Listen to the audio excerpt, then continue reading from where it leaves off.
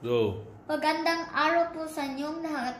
Ako po si Jacob at narito po ako upang ibahagi sa inyo kung bakit na nga ba it's more fun in the Philippines. Sa araw na ito, na ating aalamin ang mga magandang lugar o tanawin na makikita sa Pilipinas.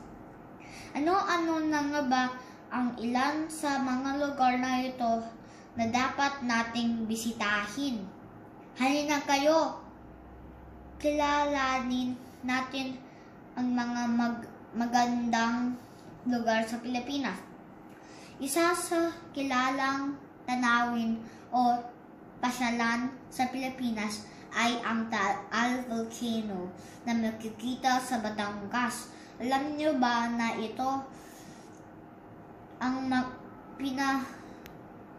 pinakamaliit na aktibong bulkan sa Pilipinas? Ito sa nasa gintas ng Taal Lake. Maraming bumibisita rito dahil sa ganda ng tanawin at malamig na simoy ng hangin sa lugar na ito. Nasa ating bansa rin ang kilalang bakasyonan ng mga pamilya at makakaibigan, ang isla ng Boracay.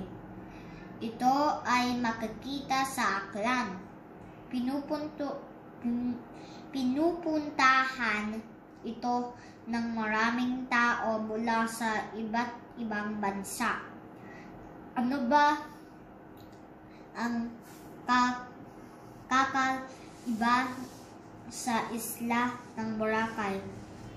Kilala ito dahil sa pino at puting buhangin, malinaw at kulay bughaw rin ang tubig dagat dito. Makikita naman sa dagat sulok sa lugar ng Palawan ang Tubataha Reef. Bakit na nga ba isa ito sa magagandang lugar sa Pilipinas? Isa ito sa may pinakamakulay na coral reefs sa buong mundo. Maraming uri ng mga hayop sa dagat ang makikita dito. Ginawa rin ito isang World Heritage Site noong 1993. Ilan lamang ang mga ito sa magagandang lugar sa Pilipinas. Nakapunta ka na ba sa mga lugar na ito? Kung hindi pa, biyahe na. Lagi natin alagan at ipagmalaki ang mga lugar na ito. Ito pong muli si Jacob, nag-uulat.